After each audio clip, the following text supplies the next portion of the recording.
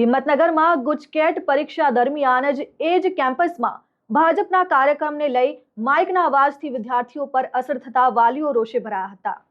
સાબરકાંઠા જિલ્લા સહિત ગુજરાતભરમાં આજે ગુજકેટની પરીક્ષા લેવાઈ રહી છે। જો કે હિંમતનગરમાં ગુજકેટનું જે સેન્ટર ફાળવેલું છે તે જ સેન્ટરમાં ભાજપનો કાર્યક્રમ ચાલુ હોવાને કારણે વાલીઓ રોષે ભરાયા હતા। હિંમતનગર શહેરના વિદ્યાનગરી કેમ્પસમાં આજે ગુજકેટની પરીક્ષા લેવાઈ રહી હતી, ત્યારે તે જ સમયે અને તે જ કેમ્પસમાં ભારતીય જનતા પાર્ટીના કાર્યક્રમનું આયોજન કરવામાં આવ્યું।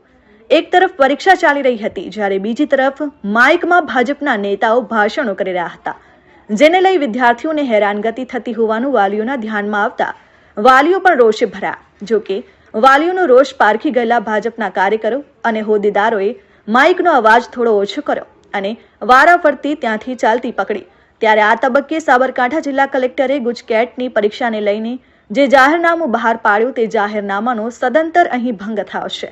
ઉપરાંત ગુજકેટ જેવી મહત્વની પરીક્ષા જે સેન્ટર પર લેવાતી હોય તે સેન્ટર પર આવા કાર્યક્રમની મંજૂરી ના આપી શકાય, અથવા તો જો કાર્યક્રમ અગાઉથી નિર્ધારિત હતો તો તે જગ્યાએ સેન્ટર ના અપાય તેવું વાલીઓનું જણાવ્યું હતું।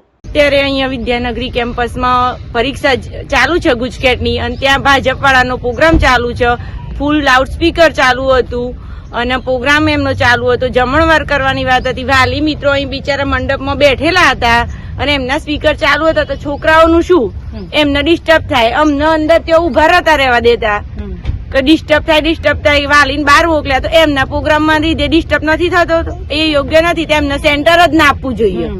શું કરો સેન્ટર આપ્યું? એમના પ્રોગ્રામ કરો તો એમને સેન્ટર આપવાની જરૂર નથી। એને અમે ઉબાળો કર્યો, સ્પીકર ફૂલ ચાલુ હતું, પછી એમને થોડી વાર રહી અને પછી એમને ચાલુ સ્પીકરે ધીમા કર્યા અને બધા જાતે એમને એમ જતા રહ્યું। ધારાસભ્ય શ્રી હાજર હતા, એ ગાડીમાંથી નીકળી ગયા, પણ એમને વાલીને કોઈને પૂછ્યું નહીં તો શું થયું છે, તમને શું પ્રોબ્લેમ છે, તો એમને પૂછવાની ફરજ આવે છે। એ પૂછ્યા વગર નીકળી ગયા તો એ યોગ્ય નથી એ વસ્તુ। Vimal Patel, RN news, Sabarkantha.